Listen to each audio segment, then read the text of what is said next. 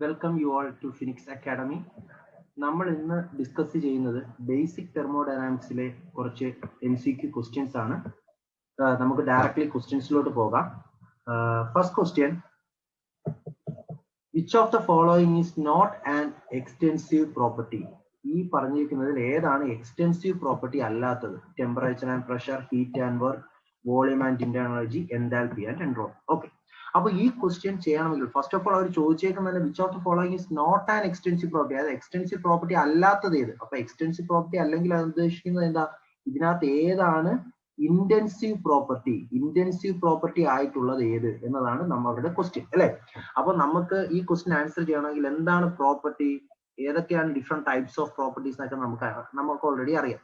Okay, അപ്പോ നമ്മൾ just ഒന്ന് പറയാം, എന്താണ് പ്രോപ്പർട്ടി എന്ന് പറഞ്ഞാൽ എന്താണ്? ഒരു സിസ്റ്റത്തിന്റെ സ്റ്റേറ്റ് എക്സ്പ്ലെയിൻ ചെയ്യാൻ നമ്മൾ യൂസ് ചെയ്യുന്ന തെർമോഡൈനാമിക് കോർഡിനേറ്റ്സിനെയാണ് പ്രോപ്പർട്ടീസ് എന്ന് പറയുന്നത്. Thermodynamic coordinates which are used to define the state of a system, അതിനെയാണ് നമ്മൾ എന്തെന്ന് പറയുന്നത്?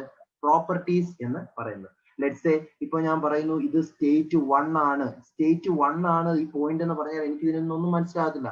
ഞാൻ അതിന് പകരം ഇവിടെ ഒരു പ്രഷർ P1, ടെമ്പറേച്ചർ T1 എന്ന് കൊടുക്കുന്നു. അപ്പോൾ നമുക്ക് മനസ്സിലാവും ഈ സ്റ്റേറ്റ് 1 ഇരിക്കുന്നത് പ്രഷർ P1ലും ടെമ്പറേച്ചർ T1ലുമാണ്, അല്ലെ? അപ്പൊ ആ പ്രഷർ, അപ്പൊ നമ്മൾ ആ സ്റ്റേറ്റ് എക്സ്പ്ലെയിൻ ചെയ്യാൻ വേണ്ടി നമ്മൾ യൂസ് ചെയ്ത പാരാമീറ്റർ ഏതൊക്കെയാണ്? പ്രഷറും ടെമ്പറേച്ചറും. So we can call that parameter as property. So ഇവിടെ പ്രഷറും ടെമ്പറേച്ചറും എന്താണ്?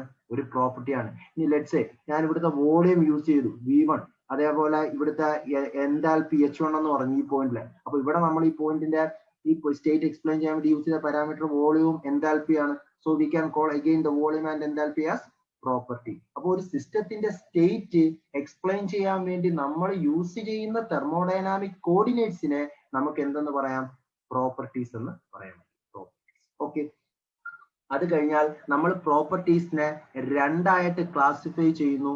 ഫസ്റ്റ് വൺ ഇന്റൻസീവ് പ്രോപ്പർട്ടി എന്നും സെക്കൻഡ് വൺ എക്സ്റ്റെൻസീവ് പ്രോപ്പർട്ടി എന്നും. അപ്പോ ഇതിന് നമുക്ക് നോർമലി എക്സാംസിന്, കോമ്പറ്റേറ്റീവ് എക്സാംസിന് ചോദിക്കുന്നതാണ്, എക്സാമ്പിൾ ചോദിക്കുന്നതാണ് പ്രോപ്പർട്ടീസിന്റെ ഇന്റൻസീവിന്റെ എക്സ്റ്റെൻസീവിന്റെ എക്സാമ്പിൾ. അപ്പോൾ നമ്മൾ ഇന്റൻസീവ് പ്രോപ്പർട്ടി എന്ന് പറഞ്ഞാൽ it is independent of the mass of the system. ആ സിസ്റ്റത്തിന്റെ മാസിനെ ഡിപ്പെൻഡ് ചെയ്യാത്ത പ്രോപ്പർട്ടീസിനെ നമുക്ക് ഇന്റൻസീവ് പ്രോപ്പർട്ടി എന്നും, സിസ്റ്റത്തിന്റെ മാസിനെ ഡിപ്പെൻഡ് ചെയ്യുന്ന പ്രോപ്പർട്ടീസിനെ നമുക്ക് എന്തെന്നും പറയാം? എക്സ്റ്റെൻസീവ് പ്രോപ്പർട്ടി എന്നും. അപ്പോൾ intensive properties are the properties which are independent of the mass of the system. Extensive properties are the properties which are dependent on the mass of the system. അപ്പൊ സിസ്റ്റത്തിന്റെ mass change ചെയ്യുന്നതിനനുസരിച്ച് ആ പ്രോപ്പർട്ടിയുടെ value change ചെയ്യുകയാണെങ്കിൽ നമുക്ക് പറയാം ആ property എന്തിനെ depend ചെയ്യുന്നു? മാസിനെ ഡിപ്പെൻഡ് ചെയ്യുന്നു. So which is called as extensive property. ഇനി ഒരു സിസ്റ്റത്തിന്റെ മാസ് ചേഞ്ച് ചെയ്തുകൊണ്ടിരിക്കുകയാണ്, പക്ഷെ ആ പ്രോപ്പർട്ടിയുടെ വാല്യൂ ചേഞ്ച് ചെയ്യുന്നില്ല. അതിനർത്ഥം എന്താ? സിസ്റ്റത്തിന്റെ മാസിനെ ആ പ്രോപ്പർട്ടി എന്ത് ചെയ്യുന്നില്ല? ഡിപ്പെൻഡ് ചെയ്യുന്നില്ല. So we can call it as intensive property, അല്ലെ? ഓക്കെ, അപ്പൊ ഇത് പെട്ടെന്ന് ഓർത്ത് വെക്കാനായിട്ടുള്ള ഒരു ട്രിക്ക് ഉണ്ട്. അതായത് ഇന്റൻസീവ് സ്റ്റാർട്ട്സ് വിത്ത് എന്താണ്? Intensive starts with I. So it is independent of the mass of the system. Then extensive property obviously അതിന്റെ റിവേഴ്സ് തന്നെ ആയിരിക്കും, dependent on the mass of the system. Okay അല്ലെ? Okay, അപ്പൊ നമ്മൾ ഇതിന്റെ examples പഠിക്കേണ്ടതായിട്ടുണ്ട്. നമുക്ക് മാസിനെ depend ചെയ്യുന്ന എല്ലാ പ്രോപ്പർട്ടീസിനെയും നമുക്ക് എന്തെന്ന് പറയാം? എക്സ്റ്റെൻസീവ്. അപ്പൊ volume, internal energy, enthalpy, entropy, ഇതെല്ലാം മാസിനെ ഡിപ്പെൻഡ് ചെയ്യുന്നതാണ്. അപ്പൊ അതെല്ലാം എക്സ്റ്റെൻസീവ് പ്രോപ്പർട്ടീസ് ആണ്, അല്ലെ? Temperature, pressure, then density, then specific ചേർന്ന് വരുന്ന എല്ലാ പ്രോപ്പർട്ടീസും എന്താണ്? ഇന്റൻസീവ്. കാരണം സ്പെസിഫിക് എന്ന് പറഞ്ഞാൽ അതിന്റെ മീനിങ് എന്ന് പറഞ്ഞാൽ പെർ യൂണിറ്റ് മാസ് എന്നാണ്. ഇപ്പൊ എൻതാൽപ്പി എന്ന് പറഞ്ഞു കഴിഞ്ഞാൽ ടോട്ടൽ ഹീറ്റ് കണ്ടന്റ്. അപ്പൊ സ്പെസിഫിക് എൻതാൽപ്പി എന്ന് പറഞ്ഞാൽ എന്താ? Heat content per unit mass. 1 കിലോഗ്രാമിന് കറസ്പോണ്ടിങ് ആയിട്ടുള്ള പാരാമീറ്ററിനെ നമ്മൾ എന്ത് വെച്ച് പറയുന്നത്? സ്പെസിഫിക് വെച്ച് പറയുന്നു. സോ സ്പെസിഫിക് ചേർന്ന് വരുന്ന എല്ലാ പ്രോപ്പർട്ടീസിനെയും എനിക്ക് എന്ത് പ്രോപ്പർട്ടീസ് എന്ന് പറയാം? ഇന്റൻസീവ് പ്രോപ്പർട്ടീസ് എന്ന് പറയാൻ സാധിക്കും. Intensive property. ലെറ്റ്സ് സേ അപ്പൊ എൻതാൽപ്പി എന്ന് പറയുന്നത് ഒരു എക്സ്റ്റെൻസീവ് പ്രോപ്പർട്ടി ആണ്. എൻതാൽപ്പി ഒരു എക്സ്റ്റെൻസീവ് പ്രോപ്പർട്ടി ആണെങ്കിലും സ്പെസിഫിക് എൻതാൽപ്പി എന്ന് പറയുകയാണെങ്കിൽ അത് ഏത് പ്രോപ്പർട്ടി ആവും? ഇന്റൻസീവ് പ്രോപ്പർട്ടി ആകും. Intensive property. കാരണം സ്പെസിഫിക് എൻതാൽപ്പി മീൻസ് എന്താ? എൻതാൽപ്പി ബൈ മാസ് എന്നാണ്. Enthalpy by mass, enthalpy per unit mass. ഇതിനെയാണ് നമ്മൾ സ്പെസിഫിക് എൻതാൽപ്പി എന്ന് പറയുന്നത്. അപ്പൊ 1 കിലോഗ്രാമിന് കറസ്പോണ്ടിങ് ആയിട്ടുള്ള എൻതാൽപ്പി. പിന്നെ അവിടെ മാസിന് വേരിയേഷൻ ഇല്ല. specific എന്ന് പറഞ്ഞു വന്നാൽ അതെല്ലാം corresponding to 1 kilogram ആണ്. Then there is no variation in the mass അല്ലേ? So we can call all specific properties as എന്ത് properties? Intensive properties. അത് important ആണ്, ഓർത്ത് വെച്ചിരിക്കുക. ഓക്കെ, അപ്പോൾ നമ്മുടെ ഈ ക്വസ്റ്റ്യനിലോട്ട് നമ്മൾ ഇത്രയും കാര്യങ്ങൾ പ്രോപ്പർട്ടീസിനെ പറ്റി ഡിസ്കസ് ചെയ്തു. അപ്പൊ ഈ ക്വസ്റ്റ്യനിലോട്ട് വന്നു കഴിഞ്ഞാൽ which of the following is not an extensive property, അപ്പൊ ഏതാണ് എക്സ്റ്റെൻസീവ് പ്രോപ്പർട്ടി അല്ലാത്തത്, അതായത് ഇന്റൻസീവ് പ്രോപ്പർട്ടി ഏതാണ് അല്ലെ? അപ്പം വോളിയം ആൻഡ് ഇന്റേണൽ അല്ലെ, ഇത് ഒബ്വിയസ്ലി ഏത് പ്രോപ്പർട്ടിയാണ്? വോളിയം ഇന്റേണൽ ഏതിനെ ഡിപ്പെൻഡ് ചെയ്യും? മാസിനെ ഡിപ്പെൻഡ് ചെയ്യും. സോ ഇത് എക്സ്റ്റെൻസീവ് പ്രോപ്പർട്ടി ആണ്. എൻതാൽപ്പി എൻട്രോപ്പി ഏത് പ്രോപ്പർട്ടിയാണ്? എക്സ്റ്റെൻസീവ് പ്രോപ്പർട്ടി ആണ്. ഹീറ്റും വർക്കും അത് പ്രോപ്പർട്ടീസ് അല്ല, അതെന്ന് പറഞ്ഞാൽ ഹീറ്റും വർക്കും എന്തിന് എക്സാമ്പിൾ ആണ്? പാത്ത് ഫംഗ്ഷന് എക്സാമ്പിൾ ആണ്. അതൊരിക്കലും പ്രോപ്പർട്ടീസിനകത്ത് വരത്തില്ല, പാത്ത് ഫംഗ്ഷൻ ആണ്. ഓക്കെ, ടെമ്പറേച്ചറും പ്രഷറും എന്ത് പ്രോപ്പർട്ടിയാണ്? ഇന്റൻസീവ് പ്രോപ്പർട്ടി ആണ്. ടെമ്പറേച്ചറും പ്രഷറും സിസ്റ്റത്തിന് എന്തിനെ ഡിപ്പെൻഡ് ചെയ്യത്തില്ല? മാസിനെ ഡിപ്പെൻഡ് ചെയ്യില്ല. അപ്പൊ ഫസ്റ്റ് ക്വസ്റ്റ്യന്റെ ആൻസർ ഏത് വരും? Option A, temperature and pressure. Okay അല്ലേ? Then next second question, when heat is added at a constant volume, the entire heat is utilized to increase its. Option A internal energy, option B enthalpy, option C entropy, option D none of this. Now question എന്താ നോക്കാം. When heat is added at a constant volume, the entire heat is utilized to increase. Okay, അപ്പൊ നമ്മൾ അവിടെ എന്താ heat add ചെയ്യുന്നത് constant വോളിയത്തിലാണ്. അങ്ങനെ constant വോളിയത്തിൽ heat add ചെയ്താൽ നമ്മൾ കൊടുക്കുന്ന ഹീറ്റ് മുഴുവൻ എന്ത് കൂട്ടാൻ, എന്ത് ഇൻക്രീസ് ചെയ്യാൻ യൂസ് ചെയ്യുമെന്നാണ് അവർ ചോദിച്ചിരിക്കുന്നത് അല്ലെ? അപ്പൊ നമുക്കറിയാം by first law of thermodynamics delta U is equal to Q minus W. ഈ സ്റ്റേറ്റ്മെന്റ് നമുക്ക് അറിയാവുന്നതാണ്. Delta U is equal to Q minus W. ഇവിടെ ഹീറ്റ് ആഡ് ചെയ്തേക്കുന്ന ഏത് പ്രോസസ്സിലാണ്? Constant volume. നമുക്കറിയാം for constant volume process work done is equal to 0. കാരണം എന്താണ്? വർക്ക് എന്ന് പറഞ്ഞാൽ ഇന്റഗ്രൽ PdV ആണ്, വർക്കിന്റെ ഇക്വേഷൻ അല്ലെ? Integral PdV. അപ്പം കോൺസ്റ്റന്റ് വോളിയം എന്ന് പറഞ്ഞാൽ അതിനകത്ത് അതിന്റെ അർത്ഥം എന്താ? ചേഞ്ച് ഇൻ വോളിയം ഉണ്ടോ? വോളിയം കോൺസ്റ്റന്റ് ആണ്. അപ്പൊ dV എന്തായി പോയി? 0 ആയി പോയി. സോ വർക്ക് എന്തായി പോയി? 0 ആയി പോയി. സോ കോൺസ്റ്റന്റ് വോളിയം പ്രോസസ്സിലെ വർക്ക് ഡൺ ഒബ്വിയസ്ലി എന്താണ്? 0 ആണ്. സോ ഈ ഒരു കാര്യം നമ്മൾ ഫസ്റ്റ് ലോയിലോട് അപ്ലൈ ചെയ്യുമ്പോൾ എന്ത് സംഭവിക്കും? Delta U is equal to Q minus 0. അതിന്റെ അർത്ഥം എന്താ? Delta U is equal to എന്തെന്ന് വന്നു? Q എന്ന് വന്നു. അതായത് ഞാൻ കൊടുക്കുന്ന ഹീറ്റ് മുഴുവൻ എന്ത് ഇൻക്രീസ് ചെയ്യാനാണ് യൂസ് ചെയ്യുന്നത്? ഇന്റേണൽ എനർജി ഇൻക്രീസ് ചെയ്യാനാണ് യൂസ് ചെയ്യുന്നത് അല്ലെ? ഡെൽറ്റ യു എന്ന് പറഞ്ഞാൽ ചേഞ്ച് ഇൻ ഇന്റേണൽ എനർജി. അപ്പൊ delta U is equal to Q ആണ്. അപ്പൊ നമ്മൾ സപ്ലൈ ചെയ്യുന്ന ഹീറ്റ് മുഴുവൻ എന്ത് ഇൻക്രീസ് ചെയ്യാനാണ് യൂസ് ചെയ്യുന്നത്? internal energy കൂട്ടാൻ. അതാണ് when heat is added at constant volume, the entire heat is utilized to increase its internal energy. എന്തുകൊണ്ടാണ് ഇന്റേണൽ എനർജി വന്നത് ഇങ്ങനെയാണ്? കാരണം ഫസ്റ്റ് ലോ ഓഫ് തെർമോഡൈനാമിക്സ് അനുസരിച്ച് delta U equal to Q minus W ആണ്. Work done എന്ന് പറയുന്നത് constant volume process ആയതുകൊണ്ട് work done എന്തായി? 0 ആയി. അപ്പൊ delta U equal to Q. So കൊടുക്കുന്ന ഹീറ്റ് മുഴുവൻ ഇന്റേണൽ എനർജി. സോ സെക്കൻഡ് ക്വസ്റ്റ്യന്റെ answer internal energy. Then question number 3. First law of thermodynamics gives the relation between option A heat and work, option B heat, work and properties of the system, option C temperature and pressure, option D none of this. Question എന്താണ്? First law of thermodynamics gives the relation between. നമ്മൾ first law of thermodynamics statement പഠിച്ചതാണ്. For a process delta U is equal to Q minus W അല്ലെ? അപ്പൊ നമ്മൾ obviously നോക്കുമ്പോൾ first law of thermodynamics എന്തിന്റെയൊക്കെ relation? Q minus W. അപ്പൊ നമുക്ക് ഈ ക്വസ്റ്റ്യൻ തെറ്റാനുള്ള ചാൻസ് കൂടുതലാണ്. നമ്മൾ പെട്ടെന്ന് തന്നെ Q എന്ന് പറഞ്ഞാൽ നമുക്ക് എല്ലാവർക്കും അറിയാം ഹീറ്റ് ആണ്. W എന്ന് പറഞ്ഞാൽ നമുക്ക് എല്ലാവർക്കും അറിയാം വർക്ക് ആണ് അല്ലെ? അപ്പൊ ഡെൽറ്റ യു എന്ന് പറഞ്ഞാൽ നമുക്ക് എല്ലാവർക്കും അറിയാം ചേഞ്ച് ഇൻ ഇന്റേണൽ എനർജി ആണ്. ഓക്കെ, അപ്പൊ നമ്മൾ പെട്ടെന്ന് നോക്കുമ്പോൾ first law of thermodynamics gives the relation between heat and work എന്ന് തോന്നില്ല. Q മൈനസ് W അത് തന്നെ ഓപ്ഷൻ എ ആയിട്ട് അവർ കൊടുക്കും. പക്ഷേ ഓപ്ഷൻ ബി നിങ്ങളൊന്ന് ശ്രദ്ധിച്ചു നോക്കുക, heat, work and properties of the system അല്ലെ? അപ്പൊ ഓപ്ഷൻ ബി ആണ് ആൻസർ. കാരണം ഇവിടെ ഹീറ്റ് ഉണ്ട്, വർക്ക് ഉണ്ട്, പിന്നെ എന്തുണ്ട്? ചേഞ്ച് ഇൻ ഇന്റേണൽ എനർജി ഉണ്ട്. ഇന്റേണൽ എനർജി എന്ന് പറയുന്നത് ഒബ്വിയസ്ലി എന്താണ്? ഒരു സിസ്റ്റത്തിന്റെ പ്രോപ്പർട്ടി അല്ലെ? പ്രോപ്പർട്ടി ഇന്റേണൽ എനർജി നമ്മൾ ഓൾറെഡി എക്സ്റ്റെൻസീവ് പ്രോപ്പർട്ടിക്ക് എക്സാമ്പിൾ ആയിട്ട് പഠിച്ചതാണ് അല്ലെ? അപ്പൊ ഇന്റേണൽ എനർജി എന്ന് പറയുന്നത് ഒരു പ്രോപ്പർട്ടിയാണ്. അപ്പോൾ ഫസ്റ്റ് ലോ ഓഫ് തെർമോഡൈനാമിക്സ് എന്തിന്റെയൊക്കെ റിലേഷൻ ആണ് തരുന്നത്? ഹീറ്റിന്റെയും വർക്കിന്റെയും internal energy. Internal energy means it's a property. So option എന്ത് വരും? Heat, work and properties of the system. അപ്പൊ ഓപ്ഷൻ ബി ആണ് correct answer. Okay, question number 4. Which of the following statements are correct? ഈ പറയുന്നതിൽ ഏതാണ് correct statement? ഒന്ന് വായിച്ചു നോക്കേ. First statement, heat added at constant volume process increases the internal energy of the system. Okay, ഈ option correct ആണോ? Heat add നമ്മൾ കുറച്ച് മുന്നേ ഡിസ്കസ് ചെയ്ത കാര്യമാണ്. Heat added at constant volume അല്ലെ? കോൺസ്റ്റന്റ് വോളിയത്തിലാണ് ഹീറ്റ് ആഡ് ചെയ്യുന്നത്. നമ്മൾ ഓൾറെഡി ഡിസ്കസ് ചെയ്ത കാര്യമാണ്. കോൺസ്റ്റന്റ് വോളിയത്തിൽ എന്ത് സീറോ ആണ്? വർക്ക് സീറോ ആണ്. കാരണം ഇന്റഗ്രൽ പി ഡി വി അല്ലെ. അപ്പൊ delta U is equal to എന്ത് വരും? Q minus W. Work zero ആയി പോയി. So delta U is equal to എന്താണ്? ക്യൂ ആണ്. അപ്പൊ നമ്മൾ കോൺസ്റ്റന്റ് വോളിയത്തിൽ ഹീറ്റ് ആഡ് ചെയ്താൽ അത് എന്തിനെ ഇൻക്രീസ് ചെയ്യും? ഡെൽറ്റ യു, അതായത് ഇന്റേണൽ എനർജി ഇൻക്രീസ് ചെയ്യും. അപ്പോൾ ഓപ്ഷൻ എ കറക്റ്റ് ആണ് അല്ലെ.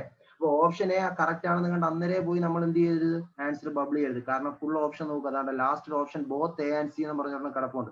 അപ്പൊ നമ്മൾ സി ഓപ്ഷൻ കൂടെ നോക്കിയതിന് ശേഷമേ ഫൈനൽ ആൻസറിലോട്ട് വരാം. ഓക്കെ, സെക്കൻഡ് ഓപ്ഷൻ നോക്കെ. Heat added at constant volume process increases both internal energy and external work. ആണോ?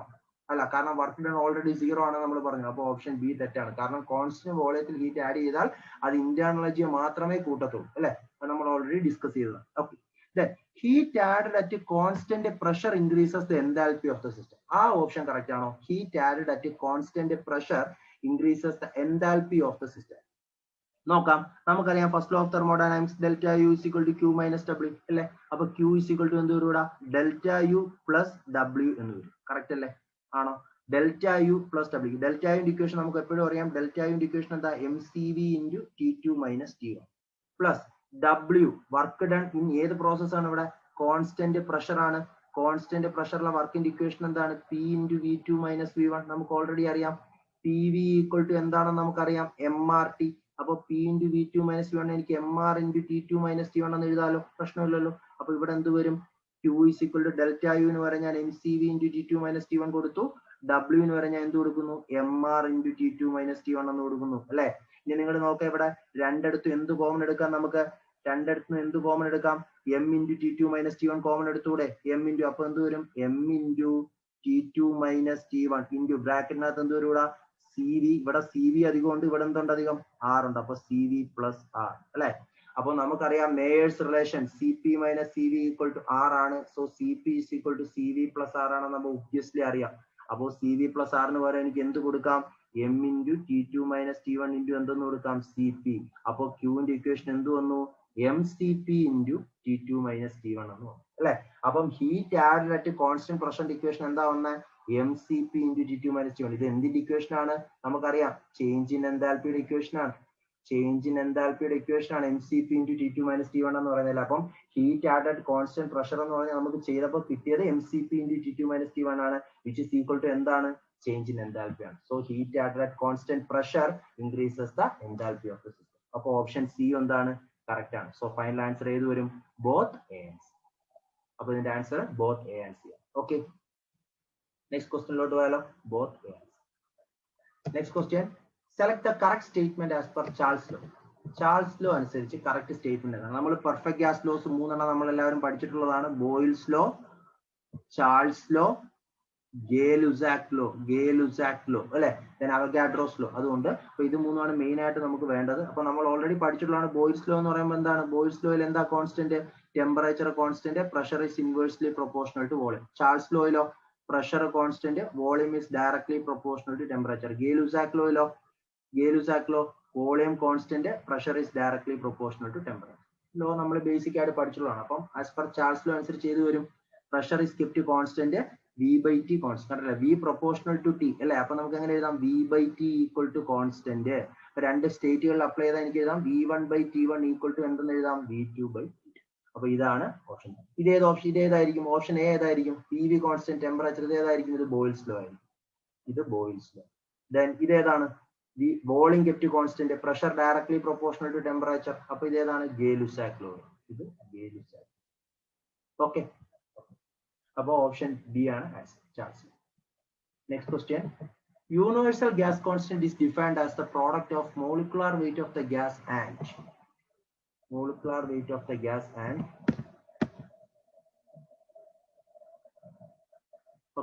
molecular weight of the gas and there is option. Option is specified constant volume, specified constant pressure, ratio of two specific heats, gas constant. ഏതാണ് answer വരുന്നത്? ഒന്ന് നോക്കാം. Universal gas constant നമുക്ക് already അറിയാം. Universal gas കോൺസ്റ്റന്റും characteristic gas constant തമ്മിലുള്ള relation R equal to എന്തെന്നാണ് നമ്മൾ പഠിച്ചിട്ടുള്ളത്? R equal to R bar by capital M. R bar by capital M. ഇതാണ് യൂണിവേഴ്സൽ ഗ്യാസ് കോൺസ്റ്റന്റ്. അപ്പൊ ഈ ആർ എന്ന് പറഞ്ഞാൽ characteristic gas constant. Characteristic gas constant ആണ്. ആർ ബാർ ആണ് എന്ത്? Universal gas constant. അപ്പൊ യൂണിവേഴ്സൽ ഗ്യാസ് കോൺസ്റ്റന്റ് എന്ന് പറഞ്ഞാൽ അത് എല്ലാ ഗ്യാസിനും സെയിം ആണ്. ഏത് ഗ്യാസ് എടുത്താലും carbon, hydrogen, oxygen, nitrogen, methane, ഏത് ഗ്യാസ് എടുത്താലും സെയിം ആണ്. ആ വാല്യൂ ആണ് നമ്മൾ 8.314 kilo joule per kilogram kelvin എന്ന് പറഞ്ഞ് പഠിക്കുന്നത് അല്ലെ. അത് യൂണിവേഴ്സൽ ഗ്യാസ് കോൺസ്റ്റന്റ് ആണ്. It is same for all gases. പക്ഷെ ക്യാരക്ടറിസ്റ്റിക് ഗ്യാസ് കോൺസ്റ്റന്റ് എന്ന് പറഞ്ഞാൽ which is different for different gases. Let's say hydrogen എടുത്തു കഴിഞ്ഞാൽ അതിന്റെ ക്യാരക്ടറിസ്റ്റിക് ഗ്യാസ് കോൺസ്റ്റന്റ് ഒരു വാല്യൂ ആണ്. ഓക്സിജൻ ആണെങ്കിൽ അതിന് മറ്റൊരു വാല്യൂ ആയിരിക്കും അല്ലെ. അപ്പൊ ഓരോ ഗ്യാസ് മാറുന്നതിനനുസരിച്ച് അതിന്റെ എന്ത് മാറിക്കൊണ്ടിരിക്കും? ക്യാരക്ടറിസ്റ്റിക് ഗ്യാസ് കോൺസ്റ്റന്റ് മാറിക്കൊണ്ടിരിക്കും. പക്ഷെ യൂണിവേഴ്സൽ ഗ്യാസ് കോൺസ്റ്റന്റ് എല്ലാ ഗ്യാസിനും എന്തായിരിക്കും? സെയിം ആയിരിക്കും. ഇപ്പൊ എനിക്ക് ഹൈഡ്രജൻ എന്ന് പറയുന്ന ഗ്യാസിന്റെ ക്യാരക്ടറിസ്റ്റിക് ഗ്യാസ് കോൺസ്റ്റന്റ് കണ്ടുപിടിക്കണം. എന്ത് ചെയ്താൽ മതി? റിലേഷൻ എന്താ? R equal to R bar by capital M അല്ലേ. ആർ എന്ന് പറയുന്നതാണ് characteristic gas constant, R bar എന്ന് പറയുന്നതാണ് യൂണിവേഴ്സൽ ഗ്യാസ് കോൺസ്റ്റന്റ്, എം എന്താണ്? ഏത് ഗ്യാസ് ആണോ നിങ്ങൾ എടുക്കുന്നത് അതിന്റെ മോളിക്കുലാർ വെയിറ്റ്, അതിനെയാണ് നമ്മൾ ക്യാപിറ്റൽ.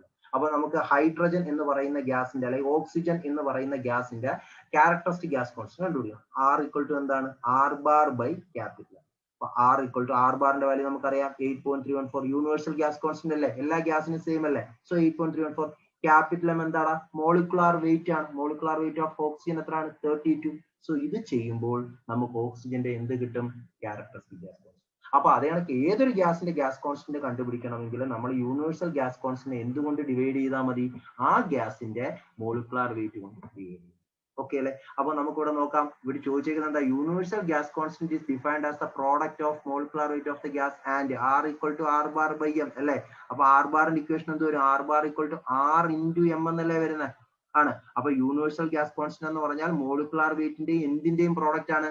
ആ ഗ്യാസിന്റെ characteristic gas constant. Simply we call it as gas constant. അപ്പൊ മോളിക്കുലാർ വെയിറ്റ് ഓഫ് ദ ഗ്യാസും ആ ഗ്യാസിന്റെ ഗ്യാസ് കോൺസ്റ്റന്റും കൂടെ തമ്മിൽ മൾട്ടിപ്ലൈ ചെയ്താൽ എനിക്ക് എന്ത് കിട്ടും? യൂണിവേഴ്സൽ ഗ്യാസ് കോൺസ്റ്റന്റ് കിട്ടും. So it is defined as A product of molecular weight of the gas and gas constant. Gas constant means characteristic. Okay. അപ്പം ക്വസ്റ്റ്യൻ നമ്പർ 6ന്റെ ആൻസർ ഏത് വരും? ഓപ്ഷൻ ഡി വരും. Okay, then question number 7. Thermometric property for a constant gas pressure thermometer is അല്ലെ. Okay. അപ്പം എന്താ thermometer എന്ന് പറഞ്ഞാൽ നമുക്ക് എല്ലാവർക്കും അറിയാം. എന്ത് മെഷർ ചെയ്യാൻ വേണ്ടി യൂസ് ചെയ്യുന്ന ഇൻസ്ട്രുമെന്റ് ആണ് തെർമോമീറ്റർ? ടെമ്പറേച്ചർ മെഷർ ചെയ്യാൻ വേണ്ടി നമ്മൾ യൂസ് ചെയ്യുന്ന ഇൻസ്ട്രുമെന്റിനെയാണ് എന്തെന്ന് പറയുന്നത്? തെർമോമീറ്റർ എന്ന് നമ്മൾ പറയുന്നത്. അപ്പോൾ നമുക്കിവിടെ മനസ്സിലാക്കേണ്ട ഒരു കാര്യം, എന്താണ് തെർമോമെട്രിക് പ്രോപ്പർട്ടി എന്ന് പറയുന്നത് അല്ലെ. അപ്പൊ നമുക്കറിയാം ഒരു ബോഡിയുടെ ടെമ്പറേച്ചർ മെഷർ ചെയ്യാനായിട്ട് നമ്മൾ തെർമോമീറ്റർ കൊണ്ടുവയ്ക്കുമ്പോൾ ആ ബോഡി നമ്മൾ റൂം ടെമ്പറേച്ചറിൽ നിന്നാണ് തെർമോമീറ്റർ എടുത്ത് ആ ബോഡിയിലോട്ട് വെക്കുന്നത് അല്ലെ. അപ്പൊ ബോഡിയുടെ ടെമ്പറേച്ചർ ഒബ്വിയസ്ലി റൂം ടെമ്പറേച്ചറിനേക്കാൾ എന്തായിരിക്കും? കൂടുതലായിരിക്കും അല്ലെ. അപ്പൊ നമ്മൾ എന്ത് ചെയ്യും? കൂടുതലോ കുറവോ എന്തായാലും ടെമ്പറേച്ചർ വേരിയേഷൻ കാണുമായിരിക്കും. ഓക്കെ.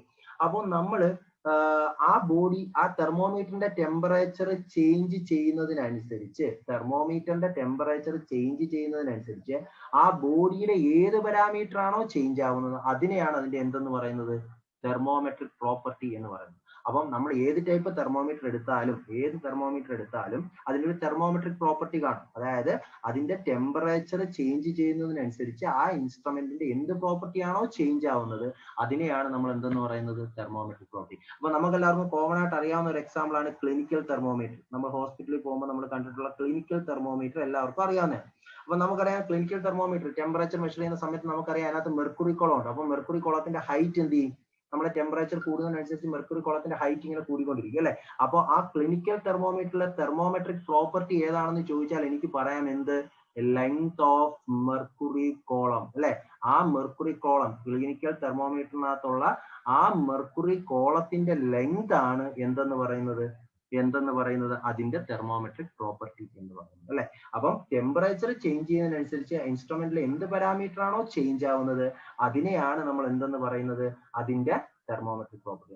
അപ്പൊ നമുക്ക് ഡിഫറെന്റ് ടൈപ്സ് ഓഫ് തെർമോമീറ്റർ ഉണ്ട്. Constant pressure thermometer, constant volume thermometer, thermocouple, electrical resistance thermometer, clinical, അങ്ങനെ ഡിഫറെന്റ് ടൈപ്സ് ഓഫ് തെർമോ. അപ്പൊ നമ്മുടെ അടുത്തുള്ള ചോദിച്ചിരിക്കുന്നത് constant gas pressure തെർമോമീറ്ററിലെ thermometric property ഏതാണ്? അപ്പൊ ആ ക്വസ്റ്റിനകത്ത് തന്നെ കോൺസ്റ്റന്റ് പ്രഷർ തെർമോമീറ്റർ ആണ് അല്ലെ. അപ്പൊ അവിടെ പ്രഷർ ഓൾറെഡി കോൺസ്റ്റന്റ് ആണ്. പ്രഷറിന് ചേഞ്ച് ഉണ്ടോ? ഇല്ല. അപ്പൊ പിന്നെ പ്രഷർ തെർമോമെട്രിക് പ്രോപ്പർട്ടി ആയിട്ട് വരുമോ? ഇല്ല. പിന്നെ ടെമ്പറേച്ചർ ചേഞ്ച് ചെയ്യുന്നതിനനുസരിച്ച് ചേഞ്ച് ചെയ്യുന്ന പാരാമീറ്റർ ഏതായിരിക്കും? വോളിയം. നമ്മൾ ഈ 3 പാരാമീറ്റർ ഉള്ളത്, ടെമ്പറേച്ചർ, പ്രഷർ, വോളിയം അല്ലെ. അപ്പൊ അതിനകത്ത് കോൺസ്റ്റന്റ് പ്രഷർ തെർമോമീറ്റർ എന്ന് പറയുമ്പോൾ ഒബ്വിയസ്ലി പ്രഷർ കോൺസ്റ്റന്റ് ആയി പോയി, പിന്നെ പ്രഷറിന് ചേഞ്ച് ഇല്ല. അപ്പൊ പിന്നെ ടെമ്പറേച്ചർ ആണ് ഓൾറെഡി വേരി ചെയ്തുകൊണ്ടിരിക്കുക. അപ്പൊ ടെമ്പറേച്ചർ ചേഞ്ച് ചെയ്യുന്നതിനനുസരിച്ച് പിന്നെ ചേഞ്ച് ചെയ്യുന്ന പാരാമീറ്റർ ഏതായിരിക്കും? വോളിയം ആയിരിക്കും അല്ലെ? അപ്പം കോൺസ്റ്റന്റ് പ്രഷർ ഗ്യാസ് തെർമോമീറ്ററിലെ തെർമോമെട്രിക് പ്രോപ്പർട്ടി ഏതായിരിക്കും? വോളിയം ആയിരിക്കും. വോളിയം. അപ്പൊ പ്രഷർ എന്ന് പറയുന്നത് ഏതിന്റെ ആയിരിക്കും? കോൺസ്റ്റന്റ് വോളിയം ഗ്യാസ് തെർമോമീറ്ററിന്റെ thermometric property. Constant volume gas തെർമോമീറ്ററിന്റെ തെർമോമെട്രിക് പ്രോപ്പർട്ടിയാണ് പ്രഷർ വരുന്നത്. കോൺസ്റ്റന്റ് പ്രഷർ ഗ്യാസ് തെർമോമീറ്ററിന്റെ തെർമോമെട്രിക് പ്രോപ്പർട്ടിയാണ് വോളിയം. റെസിസ്റ്റൻസ് എന്ന് പറഞ്ഞാൽ ഏതിന്റെയാണ്? Electrical resistance thermometer. Electrical resistance തെർമോമീറ്ററിന്റെ തെർമോമെട്രിക് പ്രോപ്പർട്ടിയാണ് ഏത്? റെസിസ്റ്റൻസ് എന്ന് പറയുന്നത്. അതേപോലെ തെർമോ കപ്പിളിന്റെ തെർമോമെട്രിക് പ്രോപ്പർട്ടിയാണ് EMF എന്ന് പറയുന്നത്. ഓക്കെ, അപ്പൊ തെർമോമെട്രിക് പ്രോപ്പർട്ടി എന്താണ് എന്നുള്ളത് നമ്മൾ മനസ്സിലാക്കുക. The property which changes with change in temperature. Temperature change ചെയ്യുന്നതിനനുസരിച്ച് ചേഞ്ച് ചെയ്യുന്ന പ്രോപ്പർട്ടി എന്താണോ അതിനെയാണ് നമ്മൾ എന്തെന്ന് പറയുന്നത്? തെർമോമെട്രിക് പ്രോപ്പർട്ടി എന്ന് പറയുന്നത്. ഓക്കെ, അപ്പം ഈ ക്വസ്റ്റിന്റെ ആൻസർ ചെയ്ത് വരും. Thermometric property of constant pressure gas thermometer എന്ന് പറഞ്ഞു കഴിഞ്ഞാൽ വോളിയം ആയിരിക്കും thermometer. Okay, next question. Okay, in a Carnot heat engine, the work output is 1/3 of the heat rejected to the sink. The efficiency of the heat engine. അപ്പൊ നമ്മളടുത്ത് ഒരു heat engine, Carnot heat എഞ്ചിന്റെ efficiency ആണ് ചോദിച്ചിരിക്കുന്നത്. അപ്പൊ നമുക്ക് normally അറിയാം ഒരു ഹീറ്റ് എഞ്ചിൻ വർക്ക് ചെയ്യുന്നത് എന്താ? രണ്ട് ടെമ്പറേച്ചർ, രണ്ട് റിസർവയറിന് ഇടയ്ക്കാണ്. കെൽവിൻ പ്ലാങ്ക് സ്റ്റേറ്റ്മെന്റ് വെച്ചിട്ട് ഇതിനെ ഞാൻ സോഴ്സ് എന്ന് വിളിച്ചു T1, ഇതിനെ സിങ്ക് എന്ന് വിളിച്ചു T2. ഓക്കെ, അപ്പൊ ഹൈ ടെമ്പറേച്ചറിൽ നിന്ന് T1 ഗ്രേറ്റർ ദാൻ T2 എന്ന് ഞാൻ എടുത്തു. അപ്പൊ ഹൈ ടെമ്പറേച്ചറിൽ നിന്ന് ലോ ടെമ്പറേച്ചറിലോട്ടാണ് ഹീറ്റ് ഫ്ലോ ചെയ്യുന്നത്. സോ ഇത് T1 ആയതുകൊണ്ട് ഞാൻ Q1 എന്ന് വിളിച്ചു, ഇത് T2 ആയതുകൊണ്ട് Q2 എന്ന് വിളിച്ചു. ഓക്കെ, ഒബ്വിയസ്ലി നമുക്ക് എല്ലാവർക്കും അറിയാം ഹീറ്റ് എഞ്ചിൻ എന്ത് ചെയ്യും? ഹൈ ടെമ്പറേച്ചറിൽ നിന്ന് ഹീറ്റിനെ അബ്സോർബ് ചെയ്ത് അത് എന്ത് ഉണ്ടാക്കും? എന്ത് പ്രൊഡ്യൂസ് ചെയ്യും? വർക്ക് പ്രൊഡ്യൂസ് ചെയ്യും. അങ്ങനെയാണ് നമുക്കറിയാം. അപ്പൊ എഫിഷ്യൻസി ഓഫ് ഹീറ്റ് എഞ്ചിൻ എന്ന് പറഞ്ഞാൽ എന്താണ്? ഔട്ട്പുട്ട് ബൈ ഇൻപുട്ട് അല്ലെ? Output by input. ഓക്കെ, അപ്പൊ എഞ്ചിന്റെ ഔട്ട്പുട്ട് ഏതാണ്? വർക്ക് ഡിവൈഡ് ബൈ ഇൻപുട്ട് ഏതാണ്? എന്ത് കൊടുക്കുമ്പോഴാണ് എഞ്ചിൻ വർക്ക് ഉണ്ടാക്കുന്നത്? ഹീറ്റ് കൊടുക്കുമ്പോൾ. അപ്പൊ ഹീറ്റ് സപ്ലൈഡ്. അപ്പൊ work output divide by heat supplied. ഇതാണ് എഫിഷ്യൻസി എന്ന് പറയുന്നത് അല്ലെ? ഓക്കെ, ബേസിക് ഇക്വേഷൻ നമുക്ക് എല്ലാവർക്കും അറിയാവുന്നത്. അപ്പൊ ഇവരിവിടെ പറഞ്ഞിരിക്കുന്നത് എന്താണ്? കാർനോട്ട് ഹീറ്റ് എഞ്ചിൻ ആണ്. The work output is 1/3 of the heat rejected to the sink അല്ലെ? അപ്പൊ വർക്ക് ഔട്ട്പുട്ട് എന്ന് പറയുന്നത് 1/3 of heat rejected to the sink. സിങ്കിലോട്ട് റിജക്ട് ചെയ്ത ഹീറ്റ് ഇവിടെ എന്താ എടുത്തേക്കുന്നത്? Q2. അപ്പൊ 1/3 ഓഫ് Q2 ആണ് വർക്ക് എന്ന് പറയുന്നതെന്ന് അവർ പറഞ്ഞിട്ടുണ്ട്. നമ്മുടെ അടുത്ത് ചോദിച്ചത് എഫിഷ്യൻസി ഓഫ് ഹീറ്റ് എഞ്ചിൻ കണ്ടുപിടിക്കാൻ അല്ലെ? അപ്പൊ നമുക്കറിയാം എഫിഷ്യൻസി ഈസ് ഈക്വൽ ടു എന്താണ്? വർക്ക് ബൈ ഹീറ്റ് സപ്ലൈഡ് ആണ്. അപ്പൊ എഫിഷ്യൻസി ഈസ് ഈക്വൽ ടു വർക്കിന് എനിക്ക് എങ്ങനെ എഴുതാം? നിങ്ങൾ ഇവിടെ നോക്കേ, ഇവിടെ നോക്കിക്കഴിഞ്ഞാൽ നമുക്കറിയാൻ പറ്റും. ഇവിടെ നോക്കിക്കഴിഞ്ഞാൽ നമുക്കറിയാൻ പറ്റുന്നതാണ്. നമുക്കറിയാം Q1 എന്ന് പറയുന്ന ഹീറ്റ് കൊടുക്കുമ്പോൾ രണ്ടായിട്ട് സ്പ്ലിറ്റ് ആവുന്നു. Q1 equal to W plus Q2. Q1 വന്ന് രണ്ടായിട്ടാണ് സ്പ്ലിറ്റ് ആവുന്നത്, W പ്ലസ് Q2. അപ്പം വർക്കിന് എനിക്ക് എങ്ങനെ എഴുതാം? Q1 മൈനസ് Q2 എന്ന് എഴുതാം അല്ലെ? ഓക്കെ, അപ്പൊ ഇവിടെ വർക്കിന് Q1 minus Q2 divided by എന്താ? Heat supplied. ഹീറ്റ് സപ്ലൈഡ് ഏതാ? Q1 which is equal to 1 minus Q2 by Q. 1 minus Q2 by Q. Okay, okay അല്ലേ? ഓക്കെ, അപ്പൊ 1 minus Q2 by Q1. അപ്പൊ W is equal to 1/3 Q2 ആണ് അല്ലെ? അപ്പൊ നമുക്ക് ഈ W ന് വരെ 1/3 Q2 ഇവിടെ കൊടുത്തു കഴിഞ്ഞാൽ Q1 ഉം Q2 നമ്മളെ റിലേഷൻ കിട്ടത്തില്ലേ? അപ്പൊ W ന് വരെ ഞാൻ 1/3 Q2 is equal to Q1 minus Q2. അപ്പൊ Q1 is equal to 1/3 Q2 plus Q2 which is equal to 1/3 plus 1 into Q2. അപ്പൊ എത്ര വരും? 4/3 plus 1, 4/3 Q2 എന്ന് വരും. അപ്പൊ Q1 is equal to 4/3 Q2 എന്ന് പറയും. Q1 is equal to 4/3 Q2. നമ്മൾ കണ്ടുപിടിക്കേണ്ട എഫിഷ്യൻസി എന്താ? Efficiency is equal to 1 minus Q2 by Q1 ആണ്. Q2 by Q1 ഇവിടുന്ന് എത്ര വരും? Q2 by Q1 3/4 എന്ന് വരും. 3/4. So 4 minus 1 minus 3/4 എന്താ? 1/4 which is equal to 0.25, which means 25%. 25%. So option D is the right answer. അപ്പൊ നമ്മൾ ഈ ക്വസ്റ്റ്യൻ അറിയാൻ വേണ്ടി മനസ്സിലാക്കേണ്ട കാര്യം എഫിഷ്യൻസിയുടെ ബേസിക് ഇക്വേഷൻ നമ്മൾ അറിയണം. ദെൻ വർക്കിന് heat supplied minus heat rejection എന്ന് നമുക്ക് സ്പ്ലിറ്റ് ചെയ്ത് എഴുതാം. ദെൻ അവർ തന്നേക്കുന്ന റിലേഷൻ ഇതാണ്. വർക്ക് എന്ന് പറയുന്നത് 1/3 Q2 ആണെന്ന കണ്ടീഷൻ അവർ തന്നിട്ടുണ്ട്. ആ കണ്ടീഷനിൽ നിന്ന് നമ്മൾ Q1 ഉം Q2 ഉം തമ്മിലുള്ള റിലേഷൻ കണ്ടുപിടിക്കും. ദെൻ നമ്മുടെ മെയിൻ ഇക്വേഷൻ സബ്സ്റ്റിറ്റ്യൂട്ട് നമുക്ക്. ഓക്കെ, അങ്ങനെ ഫൈനൽ ആൻസർ 25% ആണ് നമുക്ക് ഈ ക്വസ്റ്റ്യനിൽ വരുന്നത്. Okay, then next question. A Carnot heat engine operates between 27 degrees Celsius and 227 degrees Celsius. If the engine produces 250 kilojoule of work, the heat added is. Okay, അപ്പോ ഇത് നമുക്ക് എങ്ങനെ ചെയ്യാം? അപ്പൊ നമുക്ക് നോർമൽ നമ്മൾ നേരത്തെ എഞ്ചിന്റെ ബേസിക് കൺസെപ്റ്റ് പഠിച്ചു. എഫിഷ്യൻസി ഇക്വേഷൻ എന്താണ്? എഫിഷ്യൻസി ഇക്വേഷൻ എന്താണ്? Net work divided by heat supplied. Net work divided by heat supplied. ഇതാണ് ബേസിക് എഞ്ചിന്റെ എഫിഷ്യൻസി ഇക്വേഷൻ. ഇനി ഇതൊരു കാർനോട്ട് എഞ്ചിൻ ആണെങ്കിൽ കാർനോട്ട് എഞ്ചിന്റെ പ്രത്യേകത എന്താണെന്ന് നമുക്ക് എല്ലാവർക്കും അറിയാം. എന്ത്? മാക്സിമം എഫിഷ്യൻസി ആയിരിക്കും. അപ്പൊ നമുക്ക് എന്ത് ചെയ്യാം? ഇക്വേഷൻ എങ്ങനെയാണ് നമ്മൾ എഴുതുന്നത്? T1 minus T2 by T1 അല്ലെ. ഇപ്പൊ T1 ഹൈ ടെമ്പറേച്ചർ, T2 എന്താ ലോ ടെമ്പറേച്ചർ അല്ലെ. അപ്പൊ നമ്മൾ ഇവിടെ രണ്ട് ടെമ്പറേച്ചർ വന്നിട്ടുണ്ട്, 27 ഡിഗ്രി സെൽഷ്യസും 227. നമ്മൾ പ്രത്യേകം ശ്രദ്ധിക്കണം, ടെമ്പറേച്ചറിനെ കെൽവിനിലാക്കിയിട്ടേ ചെയ്യാവൂ. T1 ഹൈ ടെമ്പറേച്ചർ 227 പ്ലസ് 273, അപ്പൊ കെൽവിനിലാവും അല്ലെ. അത്ര വരും 500 കെൽവിൻ. T2 ലോ ടെമ്പറേച്ചർ എത്ര 27 പ്ലസ് 273, അപ്പൊ എത്ര വരും 300 കെൽവിൻ വരും. So efficiency is equal to എന്ത് വരും, കാർനോട്ട് ഹീറ്റ് എഞ്ചിൻ ആണ്. So maximum efficiency T1 minus T2 by T1. So 500 minus 300 divided by 500, which is equal to 200 by 500, which is equal to 2 by 5. അപ്പൊ നമുക്ക് efficiency എന്തെന്ന് കിട്ടി, efficiency 2 by 5 എന്ന് കിട്ടി. Okay, ഇനി നമുക്ക് കണ്ടുപിടിക്കേണ്ട എഫിഷ്യൻസി അല്ല, അവർ പറഞ്ഞു ഈ എഞ്ചിൻ ഉണ്ടാക്കുന്നത് പ്രൊഡ്യൂസ് ചെയ്യുന്ന 250 കിലോ ജൂൾ ഓഫ് വർക്ക് ആണ്. അങ്ങനെ 250 kilo joule of work produce ചെയ്യണമെങ്കിൽ എത്ര ഹീറ്റ് ആഡ് ചെയ്യണമെന്നാണ് ക്വസ്റ്റ്യൻ അല്ലെ. അപ്പൊ നമുക്ക് എഞ്ചിന്റെ ബേസിക് ഇക്വേഷൻ അറിയാം, എഫിഷ്യൻസി ഈസ് ഈക്വൽ ടു എന്താ, net work by heat supplied. Efficiency നമുക്ക് കിട്ടി എത്ര, 2 by 5 is equal to work എത്ര അവർ പറഞ്ഞിരിക്കുന്ന work 250 divided by heat supplied, അതാണ് കണ്ടുപിടിക്കേണ്ടത്. So heat supplied is equal to 250 into 5 divided by 2, എത്ര വരും 125 into 5 അല്ലെ. 125 into 5 എത്രയാണ്, 625 കിലോ. So final answer 625. അപ്പൊ നമ്മൾ രണ്ട് ഇക്വേഷൻ, ബേസിക് ഇക്വേഷൻ അറിയണം, പിന്നെ കാർനോട്ട് എഞ്ചിൻ ആവുമ്പോൾ എഫിഷ്യൻസി ഇക്വേഷൻ എന്താണ്, T1 minus T2 by T1, high temperature minus low temperature by high temperature. അപ്പൊ നമുക്ക് രണ്ട് ടെമ്പറേച്ചർ തന്നിട്ടുണ്ട്, അത് വെച്ചിട്ട് നമ്മൾ കാർനോട്ട് എഞ്ചിന്റെ മാക്സിമം എഫിഷ്യൻസി കണ്ടുപിടിച്ചു. ദെൻ ആ എഫിഷ്യൻസി നമ്മുടെ basic equation net work divide by heat സപ്ലൈഡുമായിട്ട് കമ്പയർ ചെയ്തു. നമുക്കിവിടെ വർക്ക് തന്നിട്ടുണ്ട്, ഇവിടെ നമുക്ക് എന്ത് കിട്ടി, ഹീറ്റ് സപ്ലൈ. ഈസി ആയിട്ടുള്ള ക്വസ്റ്റ്യൻ ആണ്, നമുക്ക് ക്വസ്റ്റ്യൻസ് വർക്ക്ഔട്ട് ചെയ്ത് വരുവാണെങ്കിൽ ഈസി ആയിട്ട് ഈ ക്വസ്റ്റ്യൻസ് ഒക്കെ ചെയ്യാൻ പറ്റും. Okay, then last question, a Carnot engine has an efficiency 80%. അപ്പോൾ ഈ ക്വസ്റ്റ്യനിലെ കാർനോട്ട് എഞ്ചിൻ എഫിഷ്യൻസി തന്നിട്ടുണ്ട്. If the direction of the cycle is reversed, what will be the COP of the Carnot refrigerator? അല്ലേ. അപ്പൊ അവർ ചോദിച്ചേക്കുന്ന ഒരു എഞ്ചിന്റെ എഫിഷ്യൻസി 80%. അങ്ങനെയാണെങ്കിൽ ആ എഞ്ചിന്റെ സൈക്കിൾ ഡയറക്ഷൻ റിവേഴ്സ് ചെയ്ത് കഴിഞ്ഞാൽ അതൊരു കാർനോട്ട് റെഫ്രിജറേറ്റർ ആണെങ്കിൽ അതിന്റെ COP, കോഎഫിഷ്യന്റ് ഓഫ് പെർഫോമൻസ് എത്ര, അതാണ് ക്വസ്റ്റ്യൻ. അപ്പൊ നമ്മൾ സെക്കൻഡ് ലോ ഓഫ് തെർമോഡൈനാമിക്സ് പഠിക്കുമ്പോൾ രണ്ട് റിലേഷൻസ് ഒക്കെ നമ്മൾ പഠിക്കാറുണ്ട്. COP of pump is equal to 1 plus COP of refrigerator, ഇത് ഫസ്റ്റ് റിലേഷൻ.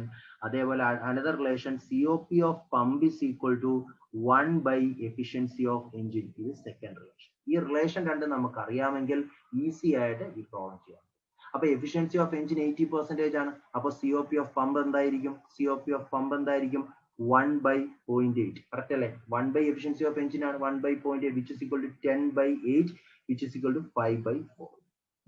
ഓക്കെ, ഇനി നമ്മളോട് ചോദിച്ചിരിക്കുന്നത് COP ഓഫ് പമ്പ് ആണോ, അല്ല, COP ഓഫ് റെഫ്രിജറേറ്റർ ആണ്. നമുക്കറിയാം COP of pump is equal to 1 plus COP of refrigerator. അപ്പൊ COP ഓഫ് റെഫ്രിജറേറ്റർ എന്ത് വരും, COP of refrigerator is equal to COP of pump minus 1, 5 by 4 minus 1, which is equal to 1 by 4, which is equal to 0.25.